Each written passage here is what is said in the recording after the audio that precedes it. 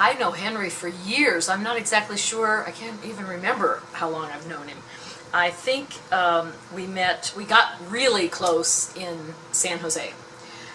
When I moved out, I married my husband, and he was out there working, and we knew each other before that, but not well. And I performed some of his songs. I decided to record some of his songs on a solo album that I did of all American composers. And then he wrote some songs for me, which were lovely. I liked that. And we socialize, he and Kathy and Tom and me. But I was in Houston before his time in Houston, although I knew about the Starbird. I was supposed to perform in Starbird when they did it in Houston. But I got a job in Opera Theater of St. Louis, and I asked to be released for the summer, for the spring, and they allowed me to do it. So I didn't get to ever do the Starbird. And I never did any of his operas. I saw Face on the Barroom Floor in Utah, in Logan, Utah, opera festival there. And Tom and I flew to Kansas City to see Coyote Tales when it premiered. So we've seen a lot of his opera and music, and I've performed quite a bit of it. The first time I saw Face on the Barroom Floor was in Logan, Utah, in a bar, which seems odd because it's Utah, but it wasn't a liquor bar, but it was a beautiful old building in downtown, right off the square, right on the square of Logan. And they had painted a beautiful picture on the floor, and it was after an evening performance. I was there giving some master classes for Michael Ballum, and he said, well, we're doing Henry's piece. I said, oh, great, I'd love to see it. And I was just blown away. I think I stood for it, but, you know, and I thought, well, I'm going to stand for an opera. And they said, oh, it's only, you know, so many minutes long. And I was so enthralled with it. And I thought it was an absolutely brilliant piece, but seeing an opera for the first time, sometimes things move you and you don't really know if it's that brilliant. And then they did it again, maybe a different year in Logan, because I went to Logan several times. I sang in Logan, but I also went and gave master classes. And then they did it out at a like Western fair, out of town a little bit. And so I went. It was like 10 o'clock in the morning or 11:30 in the morning, something like that. They were going to do two performances that day. And it was equally brilliant to the first time. Totally different setting, different cast, but it was equally brilliant. And I thought then, oh my gosh, this is really all it's cracked up to be. And Henry just has this incredible, I mean, he is a man of the theater, and he knows how to write for the voice. There's something about these composers that write really well for the voice. Not everybody does it, but Henry's one of them that does it. I mean, he'll stretch the voice to the limits, but, and especially if he knows who he's writing for, but he really, he's really one of those composers that writes very well for the voice. And not everyone does that. And so I appreciate him for that. And not that it's always easy, because it isn't, but it's well written. He sets text well. He knows the limits. He knows how high somebody can stay for a very long time and then bring them down. And, you know, the line is always so beautiful. Again, it may be difficult, but it's always well written. And I work a lot with new music now in an English diction capacity, and there aren't many people that do it as well as Henry. You have to understand that before I was an opera singer, I was an art song person. That's how I grew up before I went to graduate school, and even in graduate school we sang a lot of song repertoire. And that's what I've sung of Henry's, not his operas. I mean, I've seen the operas, but I've sung the songs. And I think what one is looking for is a beautiful song, and how well the text is set. Can I express what I want to express as an artist through his music and the way he set the text? And I mean, I've never asked Henry to change anything, even the songs he wrote for me. I never asked him to change anything, because I never had to. I mean, that's the good news about having a live composer, is I suppose one could ask, could you make these changes? And again, I haven't done any opera with him, so it may be a little bit different. But with the songs, he knew my voice. I had worked with him as a conductor with the Winchester Symphony, and so he knew my singing very well. So he could exploit that, if you will, you know, or enhance that. And it's always nice to have something written for you. You know, that's the great thing. I mean, if you feel like you're in Mozart's era or something, you know. And but it's just the way. There's beautiful melody.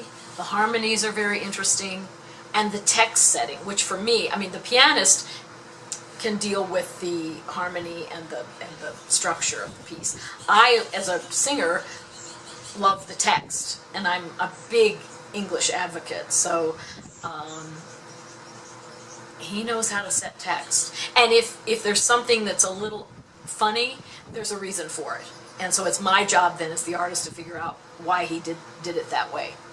And but he doesn't do too many funny things that way. He really sets text very well.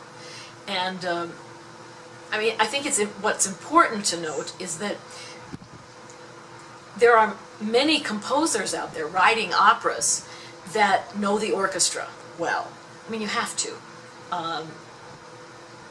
There are many composers that write for symphonic orchestra or for chamber music, or you know, they know all the instruments, but they don't know the voice like Henry does, and like some of them do.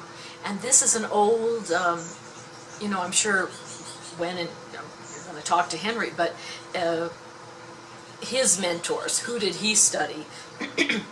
And earlier, you know, we were speaking a little bit about Carlisle Floyd and Dominic Argento and Minotti, and you know, going back, Samuel Barber. You know, these people really understood how to write for the voice. And I think we have some younger composers coming up that do, but we also have some that don't, and that's not their thing either. And so you're wondering, well, sometimes why write an opera if you're not really interested in text setting? You know, they're men of the theater too. Well, there are women of the theater also, but Henry is a very dramatic kind of guy, and you never maybe know that in talking to him, but he is. He's very he's a man of the theater. He loves the theater. I think the lushness of it I loved, and the mere fact that it was being done with such a small ensemble. You know, that he can get that out of a small ensemble. He didn't need the full orchestra to do it. But yeah, I can certainly relate to that. I can relate to dying on the stage. I can't relate to dying twice, but I can relate to dying once on the stage. But I just find his music,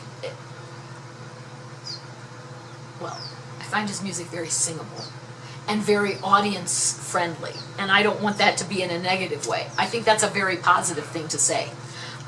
You know, now we get into this, oh well, that's, you know, it's derivative. His music is not derivative. It's Henry Mollicone.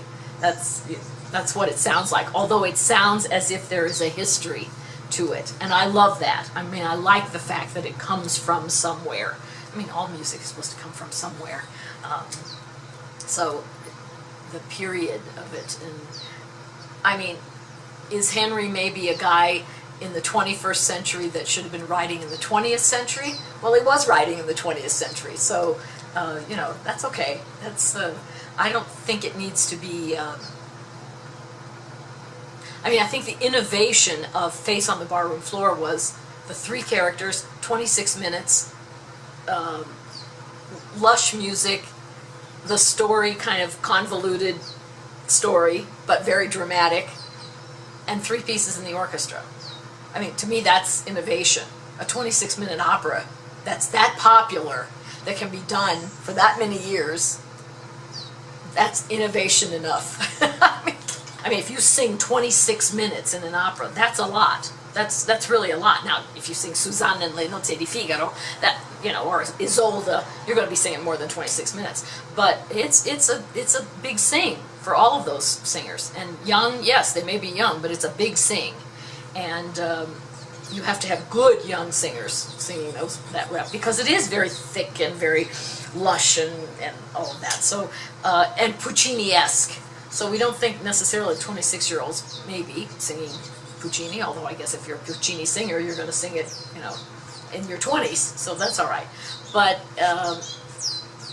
yes, unlike you, I wouldn't recommend Carmen, because Carmen has all the great tunes that we've grown up with in commercials and cartoons and all this stuff, but it is very difficult to stage a good Carmen. So you can listen to Carmen, but to see a Carmen, sometimes, whoa, I don't know. It's very, my husband's uncle, Nicola Ricchigno, always said, I hate Carmen because it's so difficult to conduct and get it right on the stage. See, I would think Bohème might be a little bit better, because Bohème for me is a perfect piece, and it almost doesn't matter if the singing's great or not. I mean, it's much better if the singing is great, don't get me wrong, but because it's a perfect piece, if it's sung a little less than great, it's still going to be great. But yeah, Face on the Barroom Floor would be an interesting opera, because, I mean, for a first one, because you could stand and see it. You don't get tired, you know? You're into it. It grabs you right from the very beginning and holds your attention. And that's another thing. There are a lot of operas out there that 26 minutes of solid, good intent is hard. Sometimes you kind of go off a little bit. Well, actually, it's fascinating that in a 26-minute opera, Henry found it necessary to have speaking instead of singing. Right. Explain that to me. Well, see, I guess a purist would say that if there's any speaking at all, then it is more operetta, it's more Singspiel, it's not pure opera. But we know from history that the comique, the opera comique, had French dialogue. The operettas in Germany and Austria had, I mean, for goodness sakes, Magic Flute is a Singspiel. It's not a, if you want to be pure, it's not an opera. You know, Abduction from the Seraglio is not an opera, it's got spoken dialogue. But, I mean, I don't see anybody saying that a Magic Flute should only be done in musical theater houses, you know, or at the Volksopera as opposed to the Staatsoper. So, get a grip, who cares? If the composer feels that spoken dialogue is better, then you put in spoken dialogue, you know. Which brings up another point for the artist doing it, because not all operatically trained young singers have the opportunity to speak. They're so into their singing that they probably need some coaching on that, because they're not musical theater people. They're not used to talking. And that's what I find with young singers, is they've gone to music schools and conservatories and all of that stuff, and they know how to sing, but then you ask them to talk and they can't do it. Either the pitch is too high, too low, or something, or it's very static, or it's very operatic. Tell me about Coyote Tales, since it happens to be on my label, and so I have the rights to use it in the film, and so I will be playing parts of it. Well, you know, that was a long time ago, Kansas City. I remember we went to Kansas City, and we were very, again, it was Henry's music. It's very lush, it's very romantic, some funny stuff in it, some comedy stuff, but I remember my husband, who comes from a very musical family, but he's a physicist, but he was very moved by it. I mean, first of all, it was a wonderful set and costumes, a very good cast, and I just remember being very moved by the whole thing and thinking, wow, this is an unusual topic. And of course we love Santa Fe, so we're Native American culture we know about. I mean, I don't profess to be an expert, but it was very interesting how the coyote plays such an important part. I mean, it's Coyote Tales, and I liked it. I mean, I don't remember a lot about it. I remember the princess had a beautiful aria, and my friend Michael Ballum played the coyote. So it was nice to hear him sing, and a wonderful tenor, and the orchestra sounded good. I mean, it was Did it perhaps need to be nipped and tucked in places? Probably, but I don't remember that part. I mean, I just remember being very impressed with it.